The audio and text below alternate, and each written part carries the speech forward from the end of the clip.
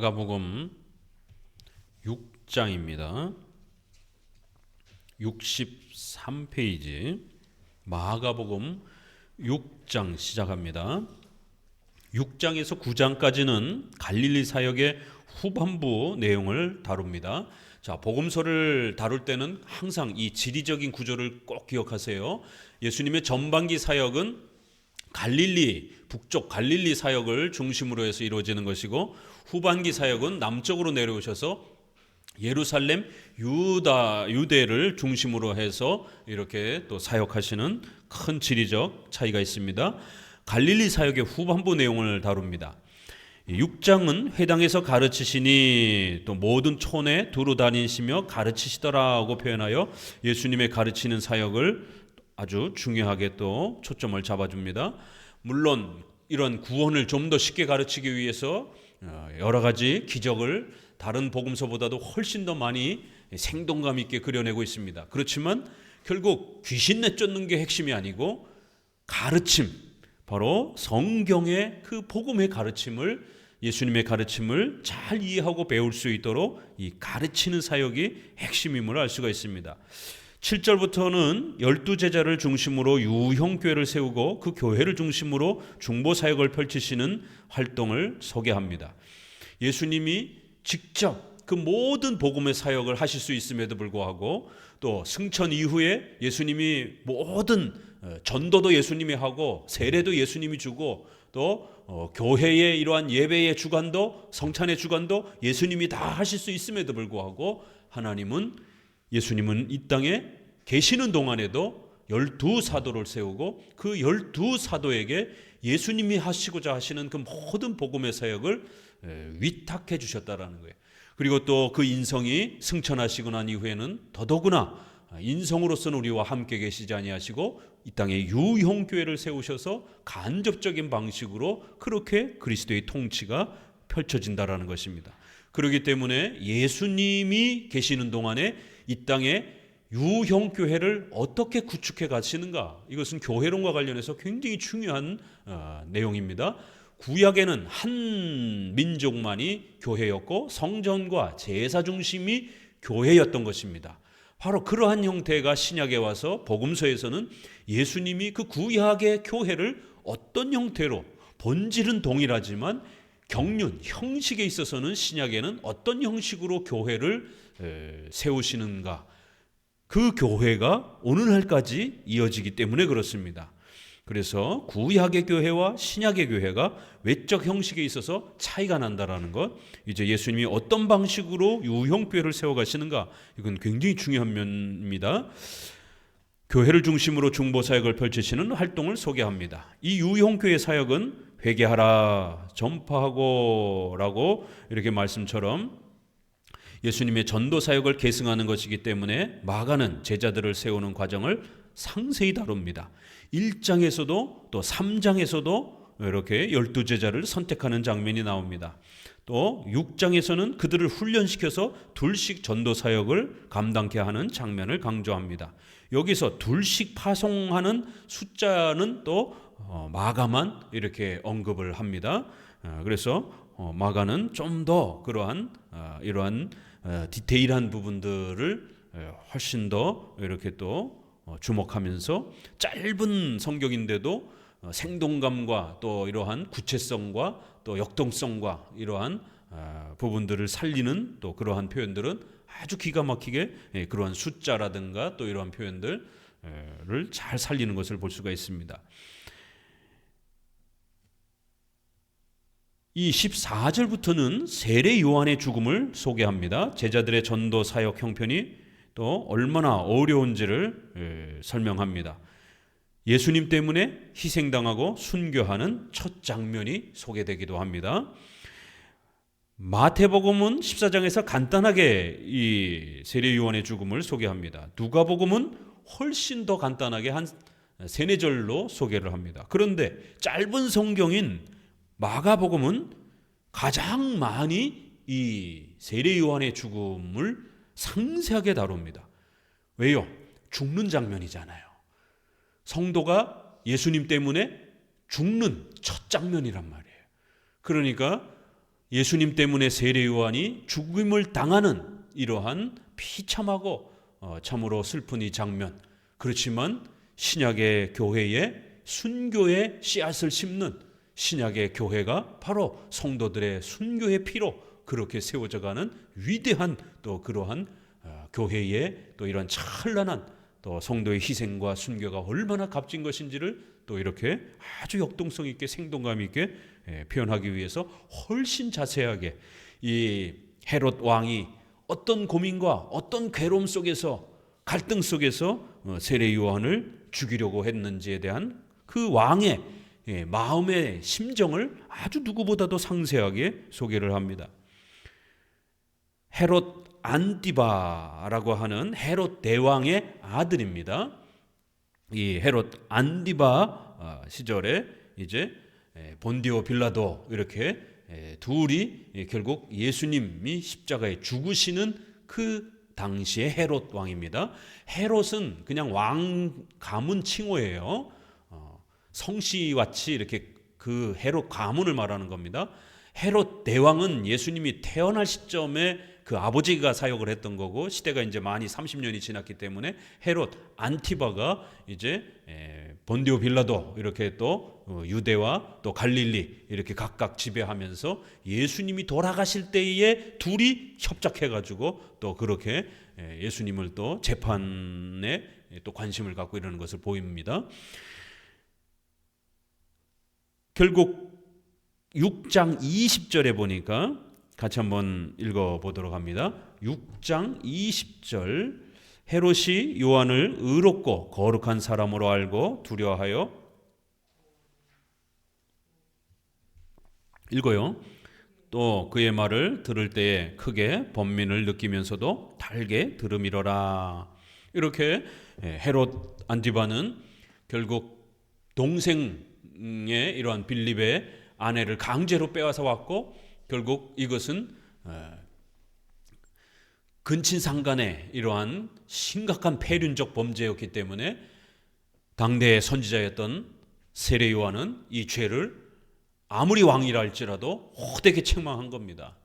결국 이 헤로디아는 그 여인인 헤로디아는 늘 세례 요한이 자기를 죄인처럼 간음을 행한 여자처럼 이렇게 책망을 하니까 얼마나 미웠겠습니까? 왕비가. 그렇기 때문에 결국 결정적인 순간에 왕이 귀족들을 불러놓고 이렇게 즐거워하면서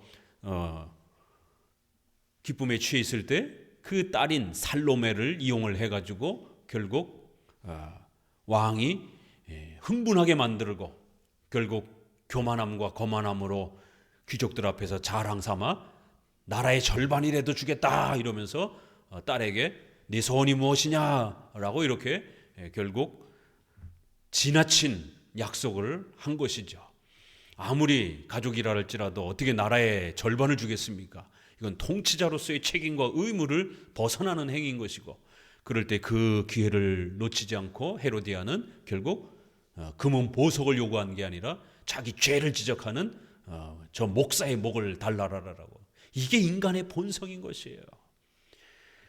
여기서 회개하고 뉘우쳤다라면 구원의 위대한 복이 주어졌을 텐데 오히려 자기를 책망하고 회개를 요청하는 선지자의 목을 칼로 잘라버리는 이런 참혹한 죄악을 범하면서 영원히 벗어날 수 없는 지옥의 그 무서운 죄를 더욱 짓는 이런 장면들이 소개가 됩니다.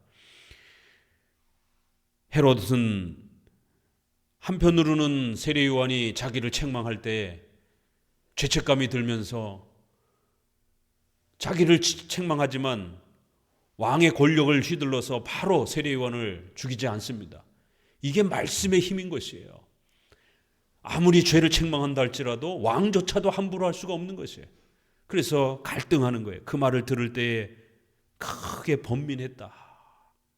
부분적으로는 일시적으로는 그 선지자의 말에 죄책감을 갖는 것이에요. 그런데 더 나아가지를 못하고 결국 부인의 악독한 이러한 설득에 설득당해서 결국 더 큰 죄를 이 헤롯 대왕도 범하게 되는 이런 일들을 보게 됩니다. 결국 부부지간에 이러한 악독한 이러한 폭력과 악행들이 결국 그 시대의 최고의 선지자를 죽이는 이러한 무시무시한 죄에 빠져들게 되는, 오히려 하나님은 그 시대의 가장 훌륭한 선지자를 곁에 두어서 본인들을 구원으로 초대하고 회개를 초대했지만 오히려 자신들의 가진 권력을 가지고 그렇게 교회를 핍박하는 국가와 교회론이라고 하는 이렇게 정교 분리의 원칙을 또 우리가 배울 수 있는 아주 중요한 장면입니다. 정교 구별의 원칙, 분리의 원칙, 각각의 역할을 상호 간섭하지 않고 그렇게 하나님 앞에 하나님의 나라를 섬기는 도구로 쓰이는 것이에요. 그러나 서로가 타락하게 되면 서로 충고할 수 있는 것입니다. 그래서 세례 요한이 국가 위정자를 향해서 책망할 수가 있는 것이에요. 또 국가의 위정자는 교회를 도울 수 있는 것입니다. 이렇게 상호 협조적인, 그러면서도 정교 분리의 원칙인 이러한 국가와 교회의 관계는 어떠해야 되는지들을 이렇게 또 이러한 본문을 통해서 보게 되고, 또 유형교회를 세워가는 그 과정 속에 엄청난 핍박이 이렇게 교회의 설립 속에는 사탄과 악한 영들의 공격 때문에 어마어마한 또 이러한 순교와 희생의 또 이러한 핍박을 교회는 겪을 수 있다라는 것을 이렇게 아주 생동감 있게 소개하고 있습니다. 30절에서는 사도들이 예수께 모여 자기들의 행한 것과 가르치신 것을 낱낱이 고하니라고 언급하여 7절의 파송 결과를 보고합니다. 그래서 7절에서의 있었던 그 전도 파송이 이 30절로 이어지는 거예요. 크게 보게 되면 예수님께서는 중보자시오 메시아이시오며 동시에 이 땅에 유형교회를 세워 하나님의 나라를 건설해 가시는 그러한 분으로 이제 소개를 계속 진행합니다. 그러면서 이제 5,000명을 먹이시는 사건이 소개가 됩니다. 그런데 마태복음에서 5,000명을 소개하는 그 장면과 조금 차이가 나는 것이 이런 부분에서, 마가복음은 12제자를 파송하고 교회를 세우는, 교회가 핍박당하는 이러한 장면에서 5,000명을 먹이시는 이러한 그 사건을 그 유형교회를 세워가는 그 문맥에다가 맞춥니다. 문맥의 흐름이 조금 달라요. 그렇죠? 유형교회를 돌보는 예수님의 활동 안에서 다뤄집니다. 사복음서가 이 사건을 모두 언급하면서 예수님의 창조주 되심을 강조합니다. 그러니까 그 본문의 내용은 창조주 되심, 온 우주 만물을 자유롭게 다스릴 수 있는 하나님, 그리고 또 예수님은 구약에서 소개한 바로 그 영적인 만나로서 우리의 생명의 양식이 되는, 요한복음은 이제 그걸 해설하는 것이에요. 이렇게 각각의 복음서가 5,000명의 이러한 사건들을 나름대로의 그 문맥의 또 배열 아래에서 더 풍성함들을 소개합니다. 하지만 마가복음은 여기에 한 걸음 더 나아가 이 6장 31절에 같이 읽어봅니다. 너희는 따로 한적한 곳에 와서 잠깐 쉬어라 하시니, 언급하여 예수님께서 제자들의 몸과 영혼 전체를 살피시는 면도 드러냅니다. 이 제자들이 이렇게 지쳐 있어서 전도하고 돌아온 제자들이 지쳐 있는 것이죠. 그러니까 너희가 잠깐 쉬어라. 너희가 음식 먹을 겨를도 없었다. 이렇게, 우리는 절대로 금욕주의가 아닙니다. 우리는 세상의 의식주를 더러운 것이라고 취급하는, 세상의 이러한 돈을 악하다라고 죄악되다라고 취급하는 이원론자들이 아닙니다. 부부의 이러한 성을 더러운 것으로 취급하는 그러한 자들이 아닙니다. 벌써 예수님도 제자들의 영혼의 문제도 걱정하시지만 제자들이 그 육체가 쉽게 피곤해서 혹시라도 병에 걸리지 않도록 또 이렇게 쉼의 시간을 허락해 줍니다. 바로 그러한 음식 먹을 겨를도 없음이라 그러면서 그 음식을 먹여주시는 열매와 결과로서, 제자들을 돌보시는 그러한 결과로서 5,000명 사건이 소개가 되는 것이에요. 이렇게 마가복음은 그 5천 명 사건이 왜 일어났는가에 대한 배경의 의도를 제자들을 도와주기 위한 그러한 위로의 목적으로서 이렇게 31절에 언급하면서 본격적으로 5천 명에 대한 사건이 소개가 됩니다. 5천 명에 대한 그 내용들은 마태복음과 내용은 같고요. 자, 7장으로 이제 들어가면 7장은 또 6장 50절에서는 우리가 놓치지 말고 꼭 기억하셔야 되는 것은 바다 위로 걸어가는 그 사건을 통해서 얘들아 나다 내니 두려워 말라 이러한 표현 꼭 기억하셔야 됩니다.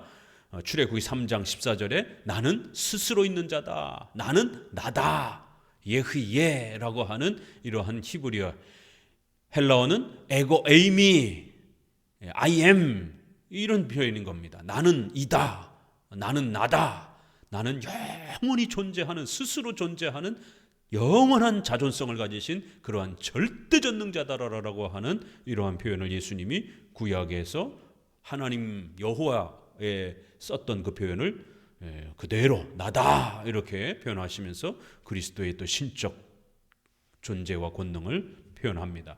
7장은 바리새인들과 서기관들과 율법의 정결법 해석 논쟁을 언급합니다. 이제 우리가 이런 바리새인들과의 논쟁들이 마가복음과 누가복음도 있어요. 그러나 가장 화려한 건 어디서 나오죠? 마태복음. 마태복음은 5번의 그러한 큰 설교 형태로 소개가 됩니다. 그리고 그 설교의 배경이 되는 사람들은 대부분 다 바리새인들의 구약의 잘못된 해석을 교정하면서 그걸 바로잡으면서 올바른 구약에 대한 율법에 대한 이해 또 그 율법의 구약에서 또 메시아의 예언을 어떻게 하고 있는지에 대한 구약의 메시아 예언에 대한 복음에 대한 또 그러한 올바른 이해 이런 부분들을 변증을 통해서 그렇게 바리새인들을 꾸짖으면서 구약의 이러한 율법과 복음이 어떠한 것인지를 열심히 논쟁을 통해서 변증을 통해서 설명해 갑니다. 그러다 보니까 내용이 상당히 길고 논리가 엄청나게 따라붙기 때문에 굉장히 복잡하고 또 그 설명하는 구조와 또 논리가 굉장히 이렇게 풍성합니다. 그렇지만 마가복음은 그렇게 안 하고 같은 바리새인들과의 논쟁이랄지라도 그냥 결론만 탁탁탁탁 언급하고 넘어가는 것이에요. 너희가 이렇게 해석하는데 그렇게 해석하면 안 된다. 이렇게 해석해야 된다. 아주 결론만 탁탁 이렇게 핵심만 엑기스만 잡아주면서 구약을 잘못 이해하는 그러한 곡해와 오류들이 어떻게 발생할 수 있는지 그건 오늘 우리들도 발생할 수 있는 겁니다. 율법주의. 오늘날 율법주의 목사님이 늘 얘기했죠. 로마 카톨릭과 같은 율법주의가 있습니다. 성경에도 없는 거를 명령하는 거예요. 맹종 맹신을 시키는 것이에요. 두 번째, 세대주의와 같은 율법주의가 있어요. 성경을 문자 그대로 액면 그대로 지키려고 하는 해석을 하지 않고 그냥 문자대로만 지키려고 하는 문자주의자들. 세 번째 율법주의는 개혁주의 안에도 율법주의가 있습니다. 성경에 어디 있어? 이렇게 하면서 이런 추론적 해석, 양심적 해석, 이러한 신조와 교리적 이러한 신구약의 풍성한 이 통일성과 이 종합성을 고려하지 못하고 문자적 의미에 지나치게 이렇게 한정되어서 성경에 어디 있어 이러면서 성경에 있는 것만 오직 성경 개념으로 붙잡으려고 하는 약간 세대주의 영향을 못 벗어난 그런 형태의 개혁주의자들 안에도 청교도들 안에도 율법주의가 있고 특별히 청교도들 안에도 율법주의가 있죠. 청교도들은 생활과 관련해서 성화를 너무 강조하다가 성화의 열매를 가지고 칭의 유무를 확인하려고 하는 이렇게 선행을 가지고 칭의 유무를 확인하려고 하다 보니까 결국 공로주의가 항상 열려 있는 거예요. 공로주의의 유혹을 항상 받는 겁니다.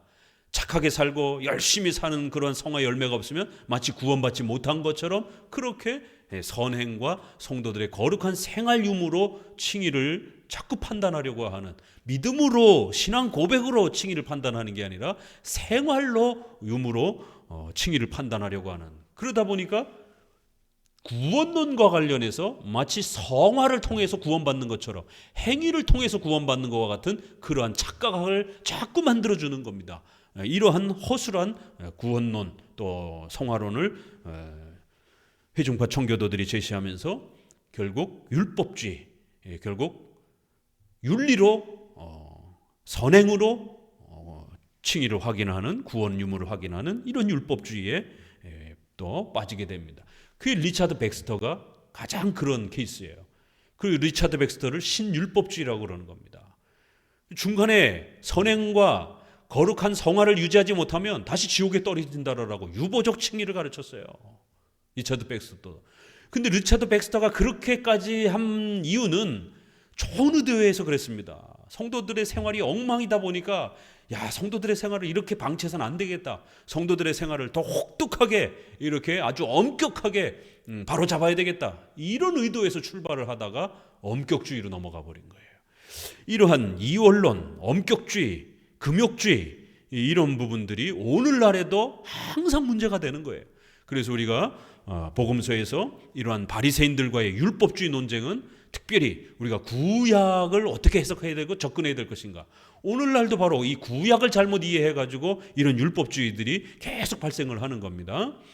자, 이들은 레위기 11에서 15장까지의 정결법을 지나치게 확대하여 손을 부지런히 씻지 않으면 먹지 아니하는 장로들의 유전과 전통을 발전시켰다. 이게 제사의식과 관련된 정결, 손을 씻는 예식은 있었어요. 그렇지만 일상생활을 하고 바깥에 시장에 갔다 와갖고 반드시 손을 씻어야 되는 거 이런 건 없어요, 구약에. 그러니까 일상생활 속에 너무 많이 확대를 한 거예요, 손 씻는 이러한 예절을. 그래갖고 최근에 탈무드, 하브루타, 쉐마 교육하는 이런 유대 시온주의를 부르짖는 그러한 또 목회자들이 이 하브루타 따라한다고 그러면서 촛불 켜놓고 한복 입고, 왜냐면 유대인 복장을 할 수가 없으니까 그걸 한복으로 대체하고, 그 다음에 맞주자라라고 하는 성경 써놓은 그 통을 문 밖에다가 이렇게 걸어놓고 드나들면서 그걸 만지고 신명기 6장 따라하는 거예요. 문설주에다가 기록하라, 이제 이런 부분들. 그리고는 주전자로 이렇게 손을 씻습니다. 반드시 예식을 할 때 고인물에다 씻지도 않아요. 흐르는 물에다가 이렇게 씻어야 돼요. 그래서 이렇게 이쪽으로 이렇게 주전자에다가 한쪽으로 흐르면서 씻는. 이게 도대체 기독교 목사들이 뭐 하는 짓인지, 이게 정말. 예수님은 그걸 다 중단시켰다라고 이렇게 히브리서에서 말하고 있는데, 구약을 다시 흉내내려고 하는 이러한 어리석은 모습들을 보게 되는 것입니다. 이게 다 율법을 잘못 해석해서 결국 율법에, 성경에도 없는 그러한, 또 성경이 중단시킨 그러한 형태들을 만들어내는 겁니다. 실례로 5, 6계명을 잘못 곡해하여 고르반, 이 헌금을 남용합니다. 구약에는 다양한 헌금의 이런 명령들이 있죠. 11조부터 시작해서 또 고르반이라는 또 이런 헌금이 있는데, 즉 너희 유전을 지키려고 하나님의 계명을 저버리는도다라는 말씀처럼 부모에게 생활비를 주지 않기 위해서 제사 예배 형식을 남용한 것입니다. 부모님에게 생활비를 드리는 것은 자식으로서 마땅한 도리예요. 그는 6계명에 또 5계명에 내 부모를 공경하라, 이런 부분에 있어서 당연히 따라야 되는 겁니다. 그런데 이 자식들이 얼마나 악독한지, 돈독이 들어가지고 부모님한테 주는 돈까지 아까워가지고는 이거를 슬쩍, 이 돈은 교회에다가 바칠 고르반, 제사 헌금입니다 라고 서원 예물처럼, 소원 예물이 있었잖아요, 소원 헌금이. 그렇게 구별을 하게 되면 그거 손을 댈 수가 없는 거예요. 그래 놓고 나중에 그거를 소원 예물로 화목제물이라든가 이렇게 드리면 상관이 없는데, 안 드리고 다시 자기 주머니로 가지고 오는 거예요. 부모님한테만 이거 고르반 헌금입니다 라고 이렇게 핑계대면서, 그래서 이번에 제가 가진 돈이 없습니다, 제사 드리려고 이렇게 헌금을 책정했다 보니까 돈이 없어서 용돈을 못 드립니다, 이러면서 핑계대면서 나중에는 제사장한테 갖다 주지도 않고 자기 주머니로, 자기 생활비로 쓰는 것이에요. 이렇게 하나님 앞에 예배로서 주신 소중한 도구들을 자기의 욕망을 펼치는 악한 도구로 사용하는 거예요. 이런 버릇은 오늘 우리들에게도 있습니다. 예배를 핑계로, 교회의 이러한 신앙생활의 규범을 핑계로 결국 자신의 이익을 도모하는 이러한 모습들, 교회 직분이라든가 이런 또 교회 안에서의 어떤 여러 활동들이 결국 순수하게 신앙의 헌신의 목적이 아니라 자신의 어떤 부귀영화를 위한 수단으로 사용하는 이런 일들이 얼마나 많습니까? 결국 너희 유전을 지키려고 하나님의 계명을 잘도 저버리는도다 라는 말씀처럼 부모에게 생활비를 주지 않기 위해서 제사 예배 형식을 남용한 것입니다. 예수님은 이는 마음에 들어가지 아니하고 배에 들어가 뒤로 나감이라 하심으로 모든 식물을 깨끗하다 하셨느니라 이러면서 선언하여 이들의 형식주의, 외식주의를 책망합니다. 결국에는 입으로 들어가는 게 더러운 게 아니라 인간의 마음에서 쏟아져 나오는 악독한 그러한 생각이 더 악하다는 것이다라는 것. 결국 이 외식주의는 자꾸만, 금욕주의는, 이원론주의는 뭔가 의식주를 자꾸만 더럽다라고 그러면서 그러한 의식주와 관련된 물건들을 거리를 두면 마치 자기들이 거룩해지는 것처럼, 이런 이원론들이 금욕주의가 오늘날 얼마나 많습니까? 물건이 더러운 것이 아니라 사람의 마음이 더러운 것이다. 물건은 오히려 모든 식물은 깨끗하다. 유명한 말씀입니다. 이원론을 깨트리신 것이, 구약에는 정결법이 존재했기 때문에 일정한 목적으로 우리에게 거룩함, 성결을 가르치기 위해서 물건에다가 이렇게 거룩함을 구별하는 기름을 붓는, 또 때로는 이러한 제사장 복장에다가 기름을 붓는 이러한 구별을 두었습니다. 그렇지만 신약에 와서는 이제 그런 모든 부분들이, 의식법들이 폐지되었기 때문에 모든 의식주들은 깨끗하다라는 거예요. 그걸 사용하는 인간의 마음이 악하다라는 거예요. 이 본질은 반드시 명심하셔야 됩니다. 여기서 이제 일반은총이 나오는 것이에요. 그래서 우리 개혁주의 장로교회의 일반은총을 강조하는 이 문화관을 보면 엄격주의, 이러한 극단주의 하이퍼 칼비니즘과 청교도 입장에서 보게 되면 저희와 같은 일반은총을 강조하는 이런 입장은 되게 널널해 보여요. 타락해 보여요. 세속적이 보여요. 그분들은 일반은총을 강조하지 않습니다. 또 반대로 일반은총을, 십계명을 강조하지 않고 일반은총을 너무 지나치게 마음대로 사용하는, 분명히 세상에는 악한 것이 분명히 있음에도 불구하고 그 구별조차도 하지 않으려고 하는 또 이러한 지나친 이런 자유주의자들은 우리를 보게 되면 우리 십계명 많이 강조하잖아요. 그러니까 얼마나 답답해 보여요. 엄격해 보여요. 이 장로교가 문화관에 있어서는 이 중간쯤에 이렇게 있다라는 것입니다. 그래서 우리는 모든 식물은 깨끗하다. 서신서에서는 제일 유명한 구절이 어디죠? 이 일반은총과 관련해서 위대한 그 선언, 바울과 관련해서 디모데전서 4장 1절, 2절, 3절. 귀신의 그런 가르침이다라고, 혼인을 폐하고 식물을 금하라라고 이렇게 가르치는, 그래서 자꾸만 금식을 너무 남발하는 이런 행위도 위험한 겁니다. 어떤 특정한 장소, 특정한 어떤 시간을 지나치게 이렇게 구별하고 이러는 거, 물론 우리가 작정기도 하는 것도 할 수 있어요. 그러나 너무 지나치게 어떤 특정한 시간과 장소와 이런 부분들을 이렇게 문제 삼는 것은 금욕주의, 이원론주의에 해당이 됩니다. 또 우리 개혁자 안에도 보게 되면 이제 예배론 부분에 오게 되면 시편에서 제가 다시 한번 교회의 예배의 이러한 그 규정과 또 모습에 대해서 한 번 더 설명할 때가 있을 것입니다. 그런데 최근에는 목회자들이 가운을 안 입으려고 하는, 개혁이라고 하는 이 뜯어 고친다라고 하는 이제 이런 명분으로 목회자들이, 개혁주의 목회자들이, 청교도 목회자들이 목회자 가운을 안 입으려고 하는 지나친 이런 개혁의 이런 마인드와 생각이 다 없애버려야 된다, 이런 식인 거예요. 마치 그런 어떤 인간으로서 기본적인 의식주의 어떤 도구들을 사용하게 되면 더러워지는 것처럼 지나친 염려에 있는 거예요. 이게 개혁주의 청교도 안에도 있어요. 종교개혁자들 가운 다 입었습니다. 로마 가톨릭과 같이 그렇게 화려한 가운은 아니어도 적어도 목사로서의 그러한 하나님의 말씀을 전하는 자로서의 그러한 구별성을 두기 위해서 간소화된 그러한 가운들을 다 입었습니다. 종교개혁자들 그림 보세요. 목사님들 초상화들 이렇게 보게 되면 대부분 다 가운 입고 그러한 모습으로 설교하는 장면들입니다.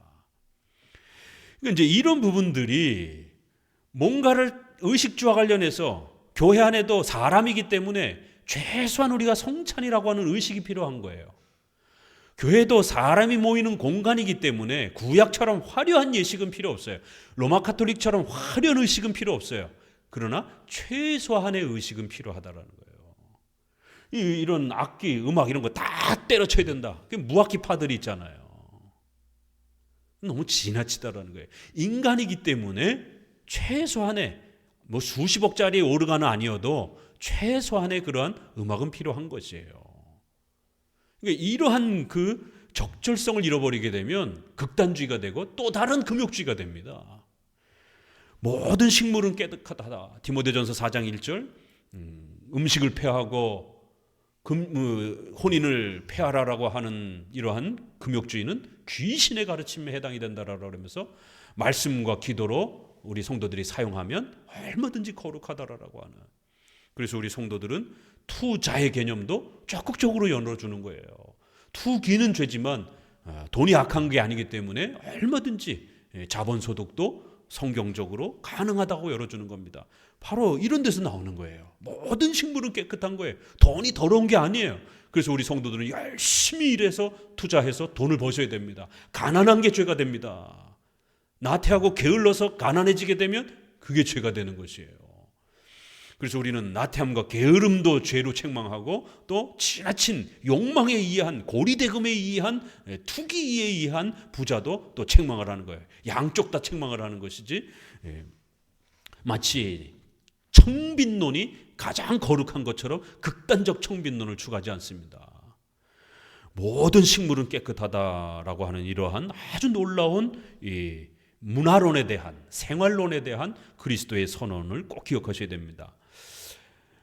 이런 것은 먹고 마시는 것과 여러 가지 씻는 것과 함께 육체의 예법만 되어 개혁할 때까지 맡겨둔 것이라고 하는 히브리서 9장 10절 개혁할 때까지만 예수님이 오실 때까지만 사용했던 의식법이라는 걸 꼭 기억해야 된다는 겁니다.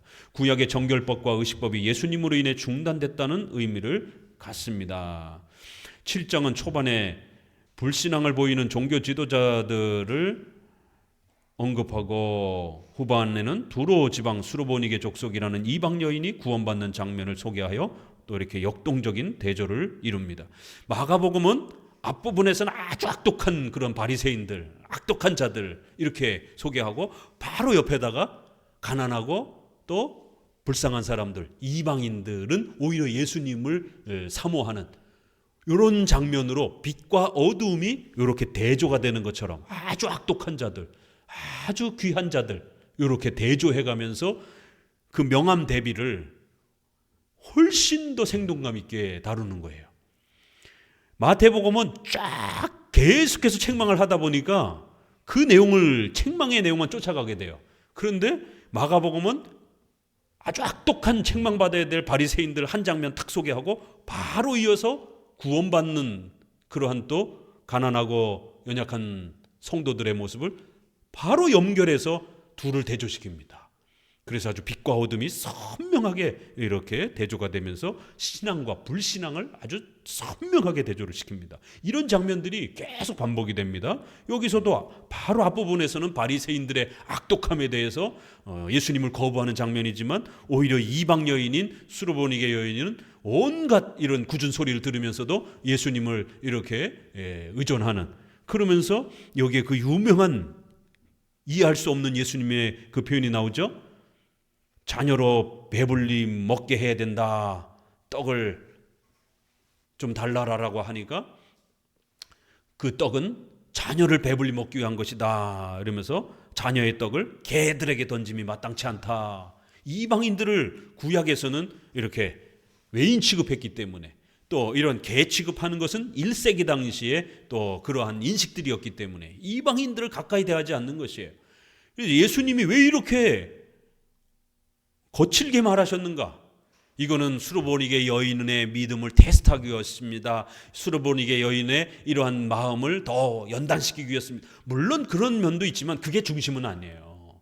왜요? 앞부분에서 유대인과 바리새인들과 율법 논쟁의 연속성이 있단 말이에요. 그래서 항상 우리가 문맥의 이런 흐름을 잘 봐야 된다는 겁니다. 예수님은 아직은 구약의 시대라는 거예요. 자녀의 떡, 이스라엘 백성을 하나님의 택한 민족으로 선택하셨다라고 하는 이 아브라함의 구약의 이 특혜, 자손들이 유대인들이 가지고 있는 그 특혜는 분명히 유대인들에게 먼저 주신 것이다라고 하는. 그런데 왜 앞에 바리새인들은 그 혜택도 제대로 발견지도 못하고 그렇게 예수님을 거부하고 구약도 다 망가뜨린 것이에요. 그래서 의도적으로 이 이방 여인을 등장을 시켜가지고 이방 여인은 오히려 국률이 이렇게 자신을 낮추면서 나오지만, 그리고 예수님께서는 그 여인을 사용해서 바리새인들을 더 호되게 책망하는 것이에요. 오랜 세월 동안 아브라함의 자손들에게 그렇게 하나님이 먼저 자녀들에게 떡을 줬는데도 불구하고 그 구약의 은혜를 제대로 유지하지 못한, 예수님을 제대로 바라보지 못한 이런 악독한 바리새인들이라는 것이에요. 자녀들의 떡을 개들에게 주지 않고, 구약에도 이방인들은 취급하지 않았어요. 오직 이스라엘 백성만 하나님의 자녀로 취급했기 때문에 그렇게 하나님이 소중하게 구약의 백성들을 대해줬는데도 불구하고 예수 그리스도를 제대로 바라보지 못하는 이 악독함을 어떻게 할 것이냐라는 거예요. 그렇기 때문에 여기서는 수로보니게 여인의 어떤 그 인내도 물론 중요하지만 바리새인들을 책망하는 그 과정 속에서 구약 백성들에게 하나님이 얼마나 놀라운 은혜를 베풀어 주셨는지에 대해서 이 수로보니게 여인, 이방 여인을 대조해서 이제 너희들은 그렇게 오랜 동안 은혜를 받아놓고도, 이 혜택을 받아놓고도 정작 메시아가 오지 왔음에도 불구하고 메시아를 받아들이지 않는 이런 죄악에 빠져 있다라는 거예요. 그러나 오히려 이렇게 개 취급을 받고 사람 취급을 받지 않고 하나님의 백성으로 취급하지 않았던 이방인들은 이렇게 겸손히 메시아를 갈망하면서 나오고 있다라는 거예요. 어찌 된 일이냐라는 거예요. 이런 이제 문맥의 흐름인 것입니다. 이래서 더 훨씬 더 아주 그 빛과 어둠이, 신앙과 불신앙이 아주 대비가 되는 역동적 대조를 봅니다. 자, 8장은 마태와 더불어 마가만 언급하는 4,000명 먹이시는 사건이 소개가 됩니다. 마태복음은 돈이 얼마나 필요한가라는 초점이 있어요. 또 마가복음에서도 5,000명 소개할 때는 돈이 얼마나 필요한가, 200데나리온 정도 필요하다, 이렇게 아주 액수까지 구체적으로 나옵니다. 이게 한 8개월치의 월급이 모여진 정도의 돈이에요. 1년치 연봉에 해당이 되는 돈이에요. 그러니까 당시에 모였던 사람들이 얼마나 많았는가 알 수가 있는 겁니다. 남자만 5,000명이고 4,000명이고 여인들과 아이들은 기록하지 않기 때문에 여인과 아이들까지 포함하게 되면 적어도 한 2만 명가량 되어지는 군중을 생각할 수 있는 것입니다. 그런데 마가복음은 어디서 떡을 구해와야 됩니까? 이렇게 4,000명 사건, 이건 칠병이어라 그래요. 5개의 떡, 2마리의 고기. 그런데 칠병이어는 7개의 떡, 2개의 이러한 고기. 그래서 7병이어라고 4,000명 먹이신 것은 이렇게 이야기하고 5,000명은 5병이어라고 우리가 많이 이렇게 표현하죠. 초점이 돈과 장소로 또 이렇게 아주 세밀하게 또 구별하기도 합니다. 이 사건은 같은 사건이 아니라 별개의 사건으로 이렇게 우리는 해석합니다. 마가는 이 두 사건을 모두 소개하여 예수님의 중보자로서의 위대함을 강조했습니다. 그리고 14절부터 언급되는 바리새인들의 누룩과 헤롯의 누룩 경고와 연결시켰습니다. 제자들은 예수님을 통해서 이루어지는 하나님의 나라를 여전히 물질적인 영토적인 것으로 오해하고 있었기 때문에 예수님께서는 이런 연속적인 사건을 통해서 말씀을 바르게 깨닫고 예수님을 믿는 것이 하나님의 나라의 본질임을 가르쳐 주셨습니다.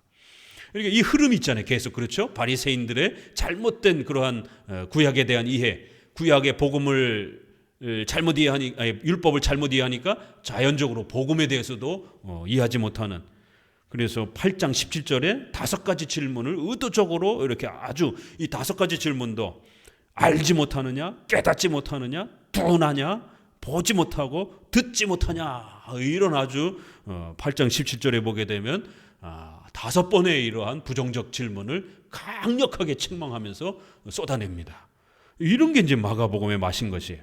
그래서 결국에는 하나님의 말씀을, 바리새인들의 잘못된 그 말씀을 조심하고 하나님의 말씀을 잘 깨닫는 게 하나님의 나라 복음의 본질이다라고 이렇게 결론을 내려갑니다. 8장 마지막 부분은 하나님 나라의 본질이 무엇인지를 더욱 명확히 소개합니다. 마태복음 16장에서 소개했던 바로 그 유명한 베드로의 신앙 고백 장면을 마가도 이제 소개합니다. 너희는 나를 누구라 하느냐 해서 8장 30절에 주는 그리스도십니다. 자, 마가복음 16장 16절에 나오는 그 표현은 외워야 돼요. 거기서는 어떻게 표현합니까? 주는 그리스도시요 살아계신 하나님의 아들이십니다. 그리스도의 존재, 이성 일인격, 신성과 인성, 하나님의 아들, 신성을 표현하는 표현이 강조되어 있죠. 그리고 중보사역과 관련된, 삼직과 관련된 그리스도, 이렇게 존재와 사역이 마태복음엔 다 소개가 됐는데 마가복음엔 어때요? 하나님의 아들이 빠져 있고 주는 그리스도십니다. 요게 맞춰져 있는 것이. 요것도 의도가 있는 거예요. 그렇죠? 왜요? 예수님이 누구신가에 대한 초점보다는 우리를 구원해 주시는 그러한 구원의 중보사역과 관련된 그러한 구원의 실천적이고 실제적인 그러한 역동적인 그러한 그리스도의 사역을 훨씬 더 이렇게 강조하고 싶은 겁니다. 이 답변에 따라 영원한 삶과 죽음이 구별됩니다. 따라서 복음서는 바로 이 예수님이 누구신가를 우리에게 가르치고자 하는 것입니다. 이 고백 후에 마가는 인자가 많은 고난을 받고 장로들과 대제사장들과 서기관들에게 버림받아 죽임을 당하고 사흘 만에 살아나야 할 것을 비로소 저에게 가르치시되라고 언급하여 복음의 본질과 하나님 나라의 초점인 예수님의 죽음과 부활을 1차적으로 드러냅니다. 여기서도 이제 3차례에 걸쳐서 죽음과 부활이라고 하는 이 포인트가 복음서의 가장 중요한 포인트라는 것을 계속해서 구축해 갑니다. 이 본질을 오해한 베드로는 예수님의 죽음을 자신의 힘으로 막아보겠다고 나섰지만 사탄아 내 뒤로 물러가라 내가 하나님의 일을 생각지 아니하고 도리어 사람의 일을 생각하는도다라는 꾸중을 들었습니다. 복음은 환상체험도 사회적 정치활동도 아니며 죄 많은 세대에서 예수님과 그 말씀을 사랑하여 죄와 사망에서 구원받는 것입니다. 여기서도 보게 되면 이 주는 그리스도시요라는 이 신앙 고백 뒤에 마태복음은 이렇게 용서에 대한 부분들이 이렇게 이제 조금 더 중요한 주제로 또 이렇게 같이 따라붙기도 하는데 이 부분을 삭제하고 그리스도인들의 자기 부정, 자기를 내려놓고 예수님을 따라야 된다라고 하는 이러한 성도들의 자기 부정을 강조하는 그런 추가적 내용으로 소개가 됩니다. 그리고 8장 부분에서 보게 되면 나와 복음 이렇게 예수님이 표현하고요. 또 나와 말씀을 받아들이는 것 이렇게 표현합니다. 그래서 결국 복음이란 예수님을 받아들이는 거고 복음이란 결국 예수님이 주신 그 말씀을 교리를 우리가 믿고 의지하고 사랑하는 것이 이렇게 성경신앙이라는 것을 예수님은 자신을 받아들이는 것을 곧 자신의 말씀을 받아들이는 것과 동일한 의미로 항상 이렇게 끌고 갑니다.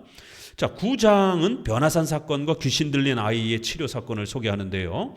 전자는 신비로운 모습으로 변화되어 엘리야와 모세와 만나는 장면입니다. 이 장면은 죽은 자 가운데서 살아나는 것이 무엇일까라고 하는 말씀처럼 예수님의 부활을 미리 알려주는 영광스러운 장면입니다.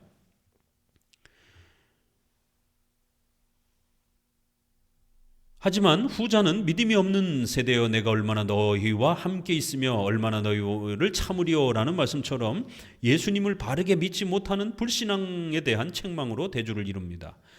마가는 이 후자의 사건도 다른 복음서에 비해서 더 자세히 생동감 있는 표현을 추가하여 내가 믿나이다 나의 믿음 없는 것을 도와주소서라는 말씀처럼 믿음의 중요성을 더욱 강조해서 또 이렇게 그 아버지의 간절함을 또 이렇게 더 훨씬 생동감 있게 예수님 제발 도와주세요. 제가 너무 믿음이 없습니다. 이렇게 아주 생동감 있는 표현이 쏟아져 나옵니다. 그 변화산 사건과 또 제자들이 그런 놀라운 체험을 했지만 귀신을 내쫓지 못하는, 얼마 전까지만 해도 귀신을 내쫓았는데 앞부분에서는 변화산의 이러한 신비로운 경험을 하는 장면과 뒷부분에서는 또 신앙이 약해서 귀신을 내쫓지 못하는, 이것도 또 빛과 어둠이 이렇게 또 제자들의 이러한 양면성의 모습이 또 이렇게 소개가 되고요. 또 그 아버지가 자기 자녀가 귀신 들려가지고 그 고통받는 장면도 마가복음은 굉장히 상세하게 소개를 해요.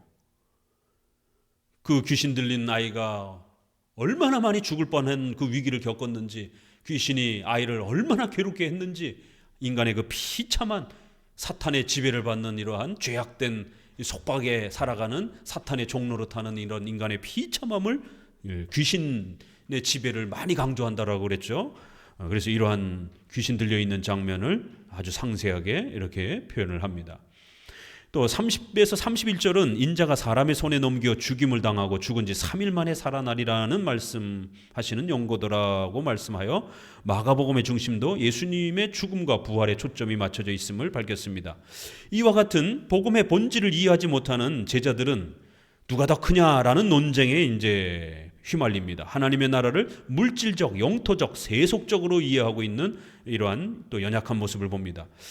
이 자리의 논쟁은 2차로 마가복음 10장으로 넘어가면 37절에 여짜오되 주의 영광 중에 우리를 하나는 주의 우편에 하나는 좌편에 함께 하여 주옵소서. 야고보와 요한이 이렇게 예수님한테 와가지고 하나님 나라에 임하실 때 우리가 높은 자리에 앉게 해주세요. 그러니까 또 제자들이 또 화가 나가지고 니네만 높은 자리에 앉냐 막 이러면서 제자들이 또 싸움합니다. 3차 논쟁은 또 저희 사이에 그 중에 누가 크냐 하는 다툼이 난지라는 말씀에서 보듯이 성만찬이라고 하는 중요한 자리에서 다시 또 제자들이 또 싸우는 장면을 보게 됩니다.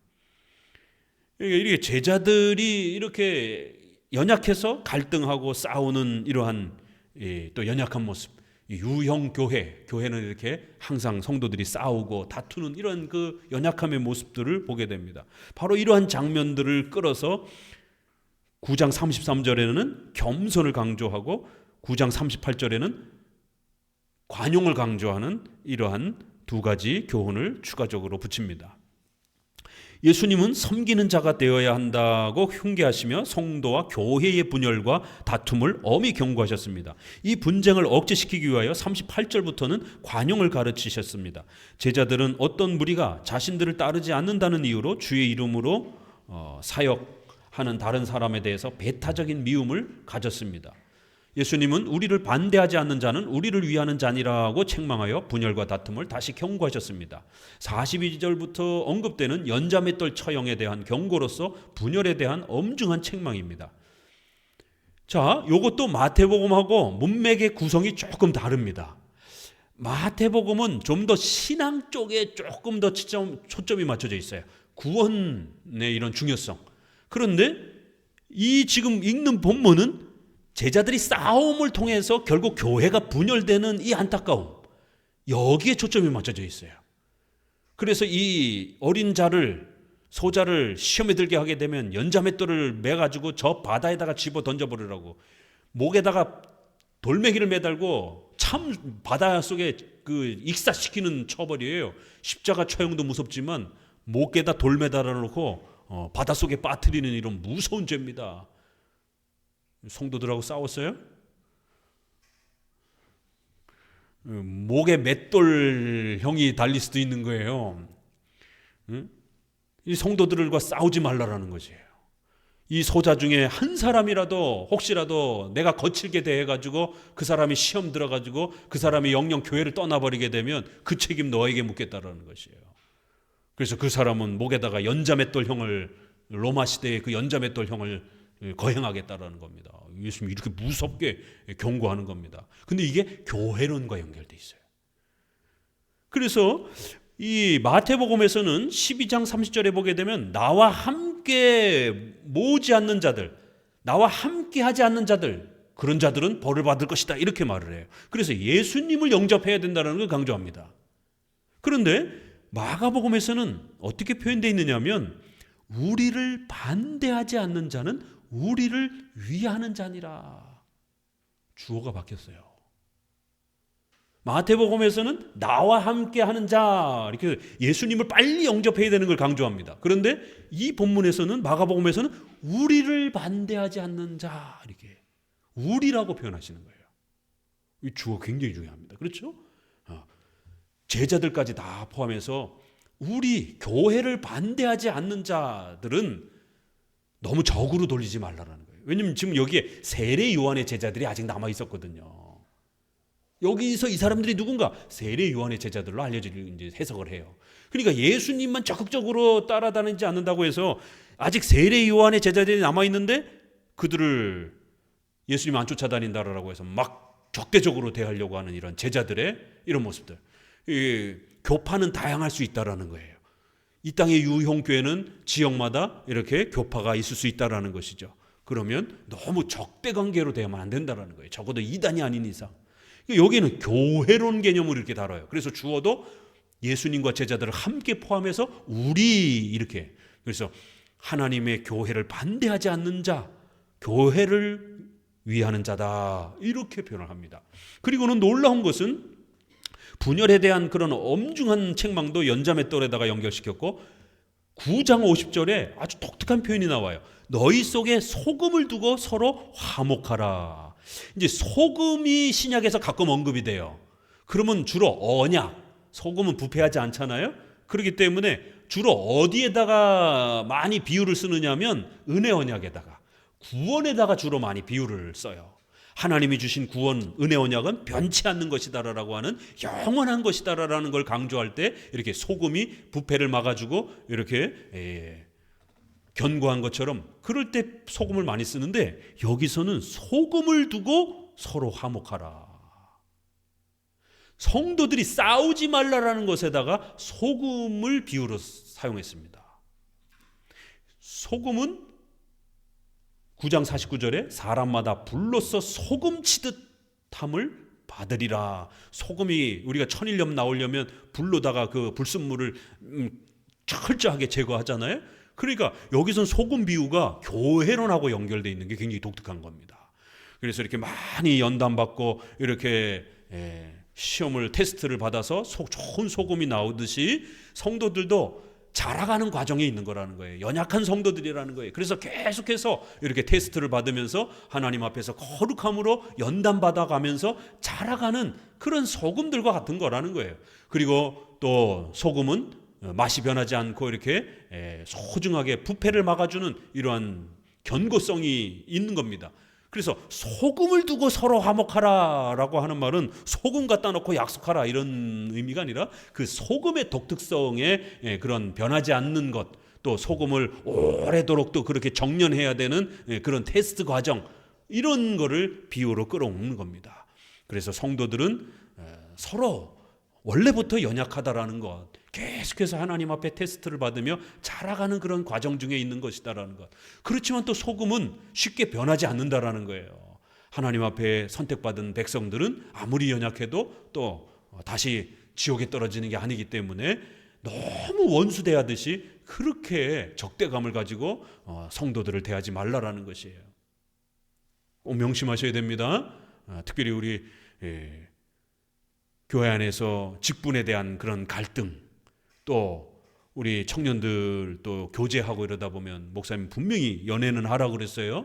그러나 이 연애는 항상 위험한 게 인간의 최고의 감정을 건드리기 때문에, 사랑이라고 하는 최고의 감정을 건드리기 때문에 헤어질 때 아주 원수 취급하면서 아주 이렇게 헤어지게 되면 결국 교회를 떠나게 되는 이런 위험이 있을 수가 있게 됩니다. 그래서 정말 조심하면서 연애하되 또 자기 짝이 아니면 깨끗하게 서로 쿨하게 서로 헤어지고, 그래서 헤어지고 난 다음에도 교회 안에서 신앙생활 서로가 잘할 수 있도록 늘 그렇게 열심히 노력하셔야 돼요. 그게 잘 안 돼도 여기 보세요.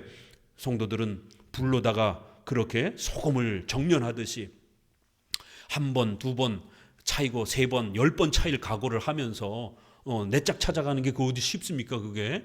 그러니까 한 10번 100번 차일 거 각오하면서 차였다고 해서 너무 상처받지 말고 그렇게 자라가는 거예요.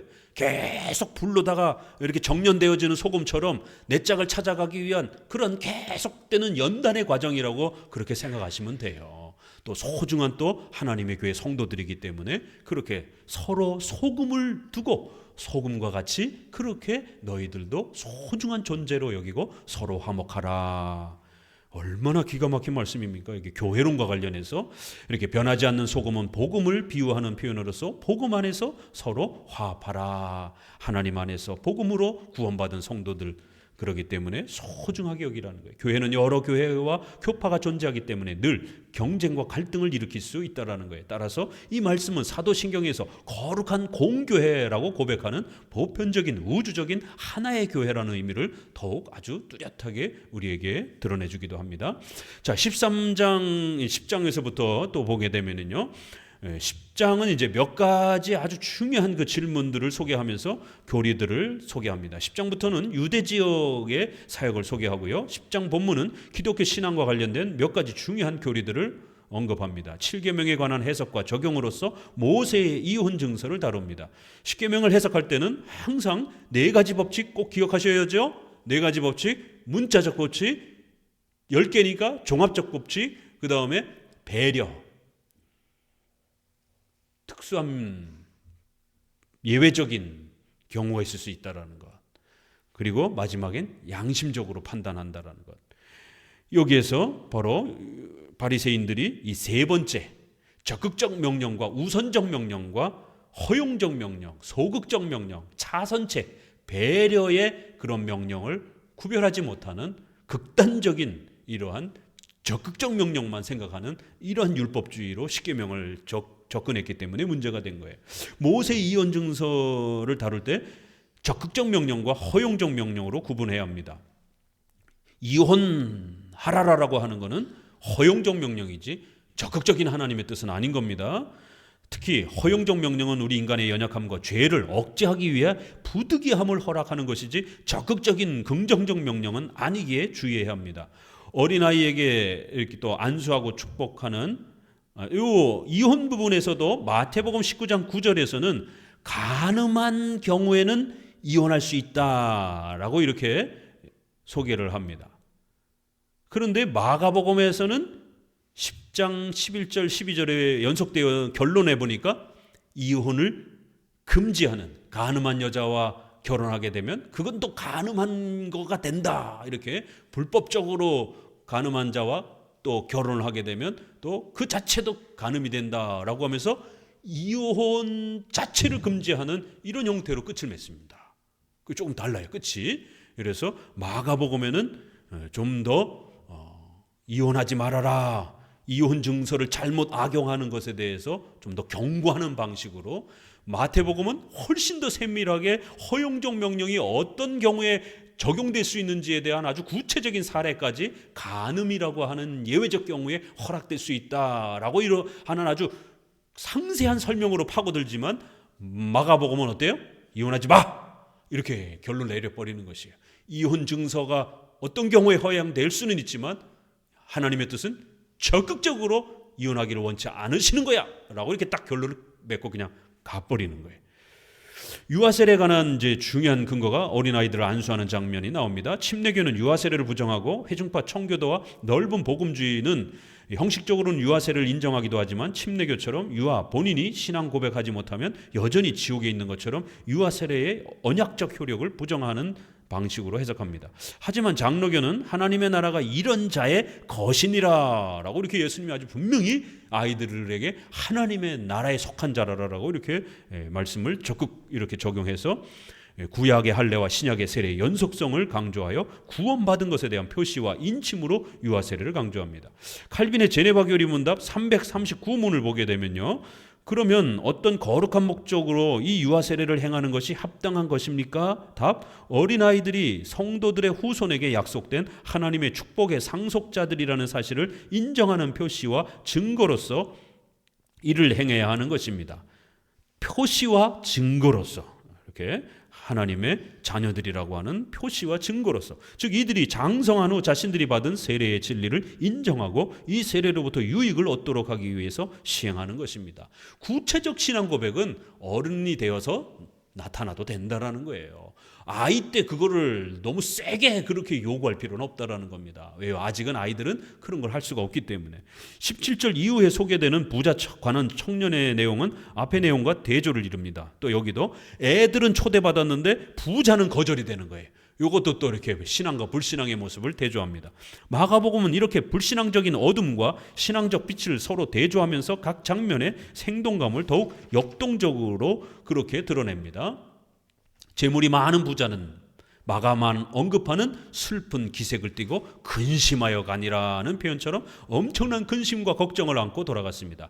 하지만 그는 끝끝내 돈 때문에 신앙으로 돌아오지 않았습니다. 마가는 돈 때문에 신앙을 포기해서는 안 된다는 것을 강조하기 위해서 핍박을 겸하여 받고라는 부분을 더 추가로 언급했습니다.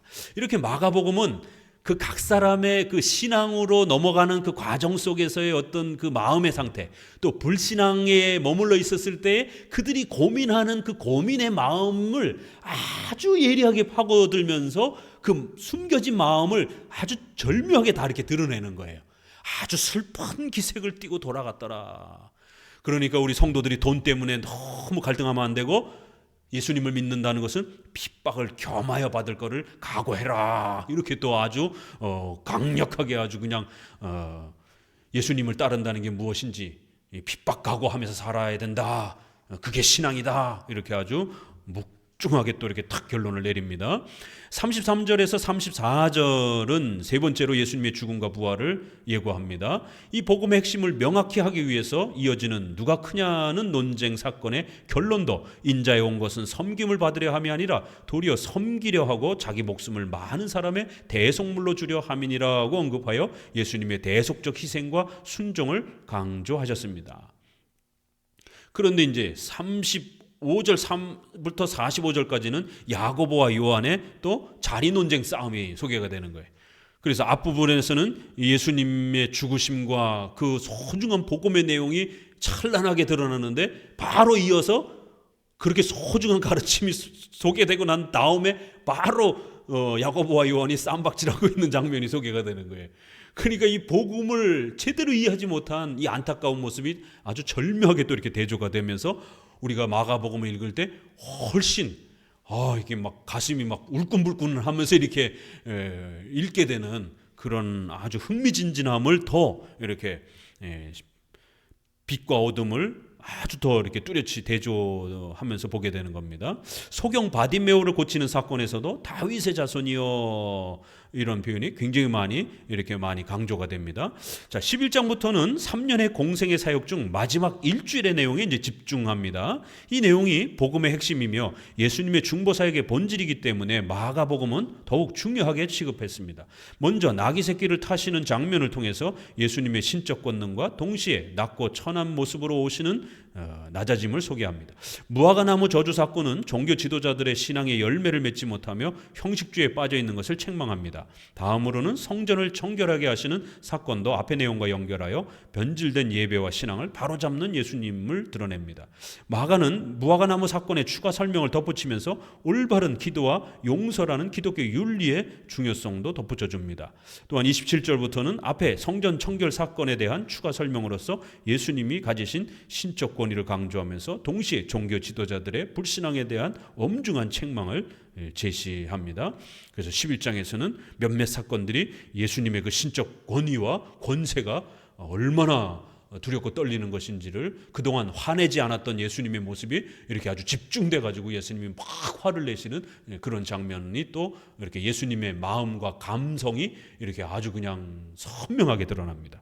12장은 앞서 책망했던 바리새인들에 대한 잘못된 신앙을 더 깊이 드러내면서 올바른 기독교 신앙 몇 가지를 정립합니다.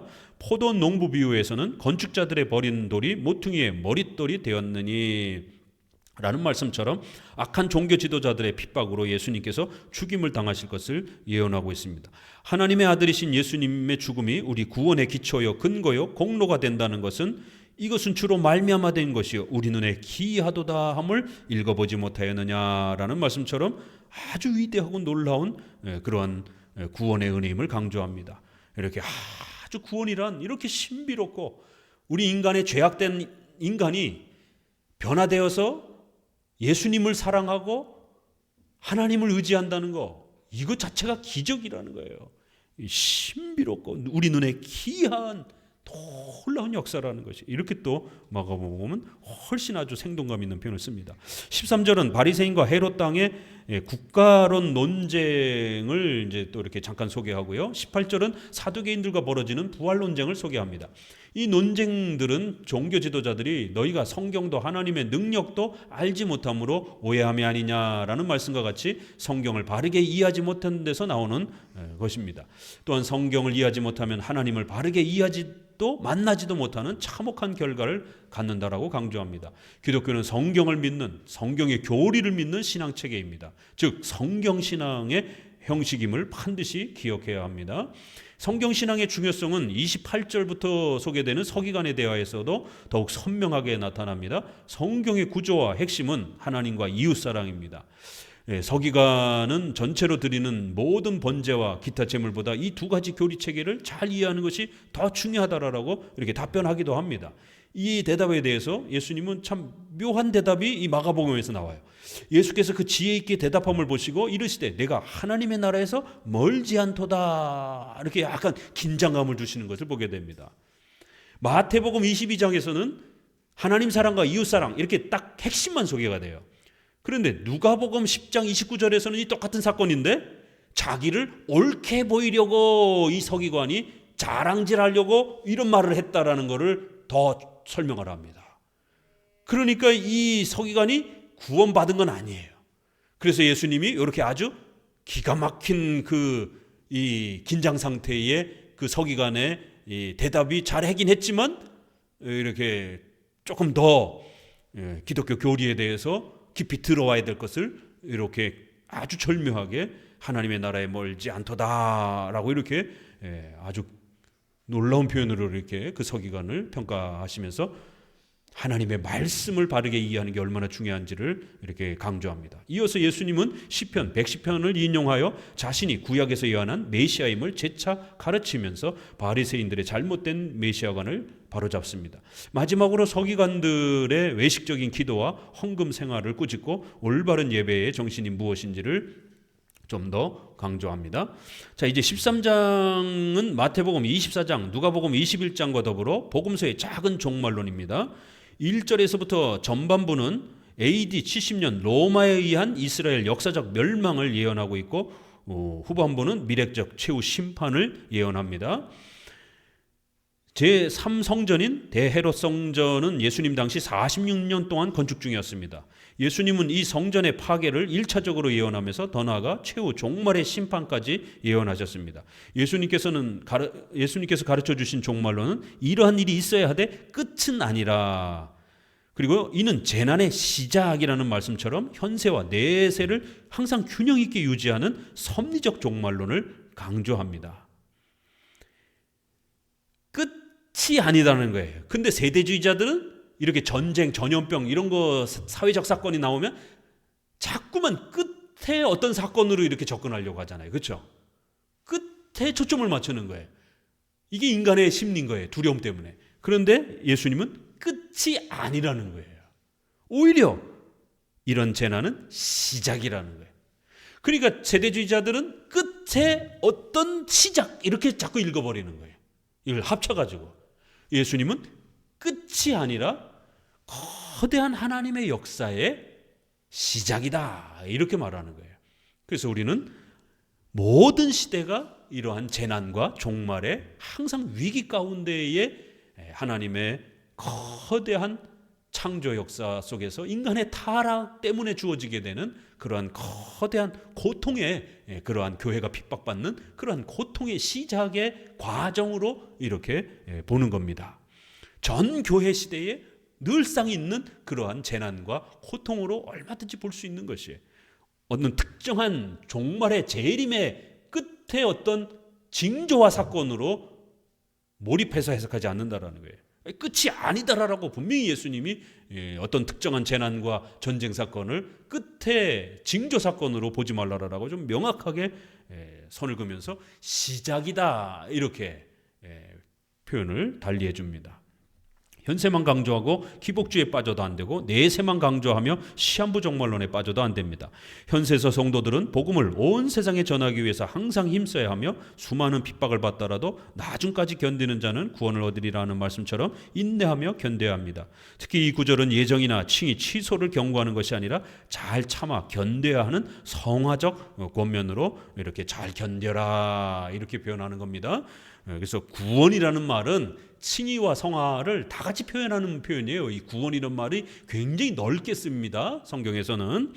마가는 종말에 대한 하나님의 작정과 뜻을 강조하기 위해서 멸망에 가증한 것이 서지 못할 것을 선 것을 보거든 그때의 유대에 있는 자들은 산으로 도망할지라고 표현했습니다.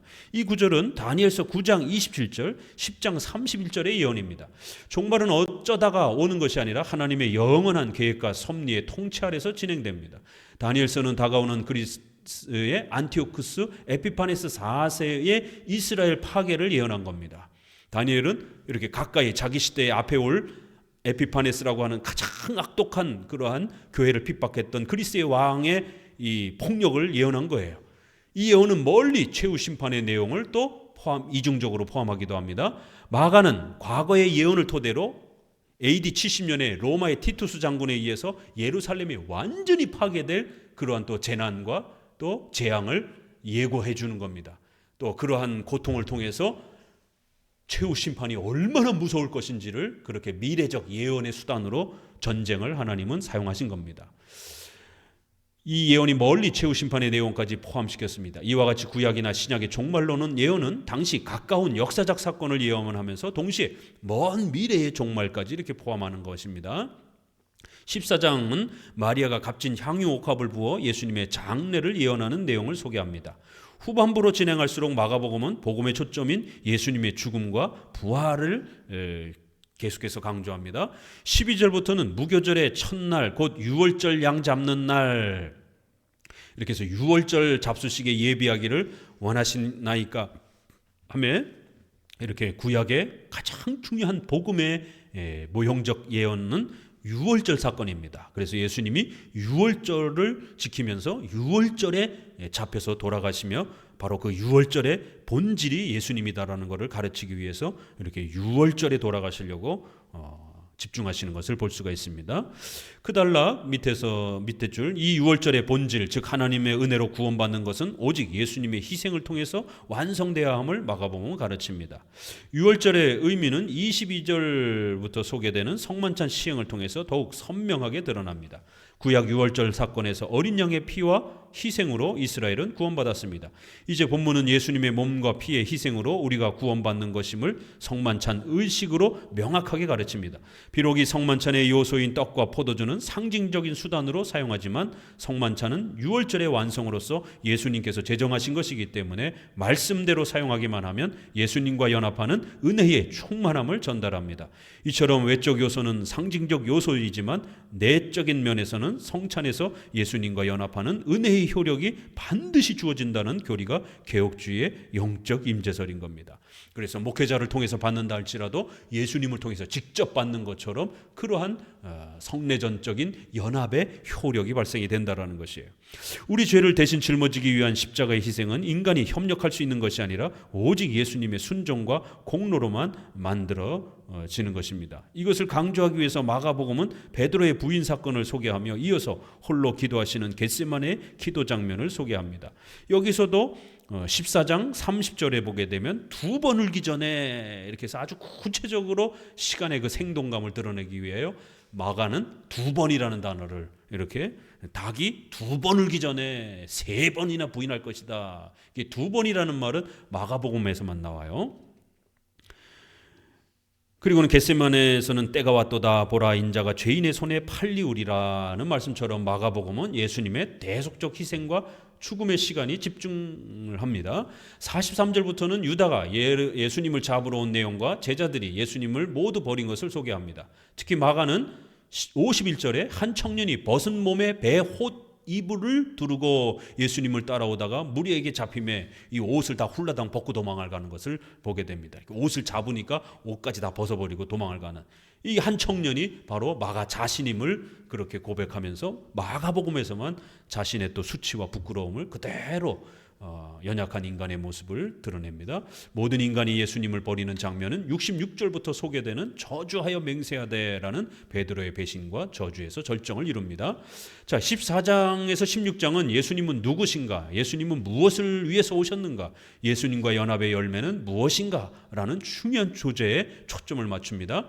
첫 번째 주제는 내가 찬송받을 자의 아들 그리스도냐? 이렇게 이제 종교 재판과 관련해서 또 빌라도 재판과 관련해서 또 내가 유대인의 왕이냐, 이 유대인의 왕이라는 말이 5번 사용이 됩니다. 이스라엘을 왕이라는 표현까지 합치면 6번이나 사용이 됩니다. 이 짧은 마가복음에서. 그래서 예수님이 왕이시다라는 것을 아주 의도적으로 이렇게 강조하는 이런 표현들. 또 두 번째 주제는 이것은 많은 사람을 위하여 흘리는 바 나의 피, 언약의 피라.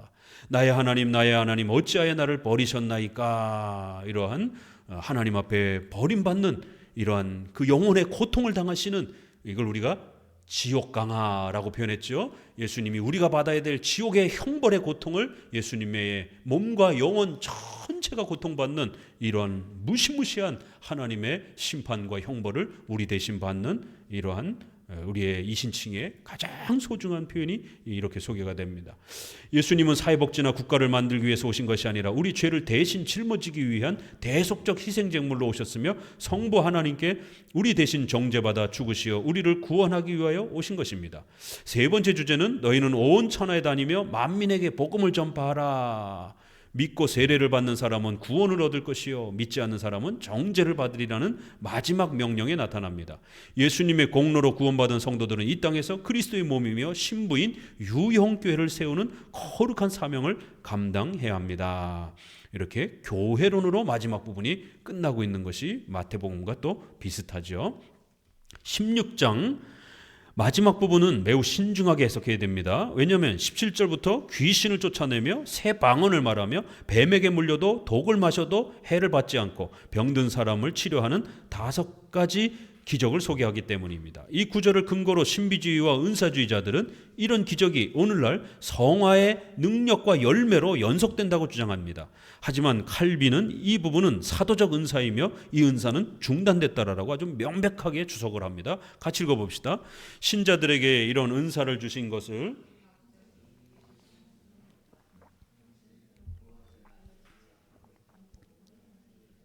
뜻에서 그 당시에만 위해서 기적이 약속되었다고 보는 것이 더 타당한 것 같다.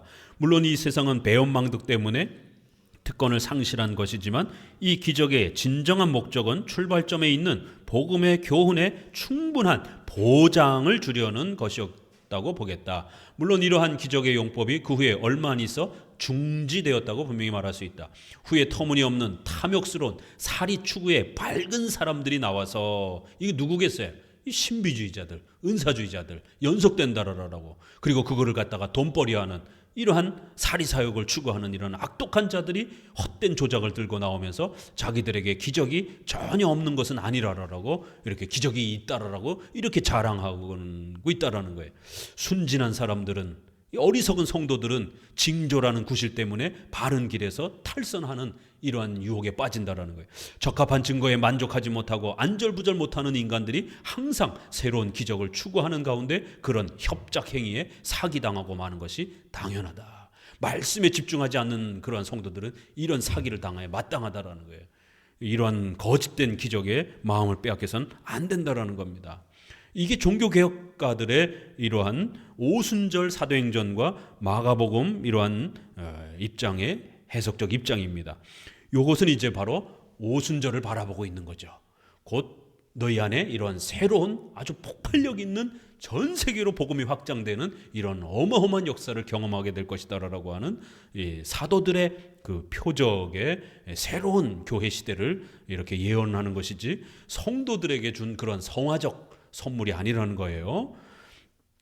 그 뒤를 읽어보게 되면 이와 같이 개혁주는 이 기적들이 성도 개인에게 주신 은사가 아니라 제자들이 나가 두루 전파할세 주께서 함께 역사사 그 따르는 표적으로 말씀을 확실히 증거하시니라. 16장 20절에 표적이라고 하는 거예요. 어떤 목적이 있어서 사용하는 거라는 거예요. 그건 바로 말씀을 보증하고 말씀을 기록해야 되는 사도들이기 때문에 이 기적이 필요한 거예요. 사도들에게 권위를 세워주기 위해서 주신 사도적 기적과 표적으로 해석합니다.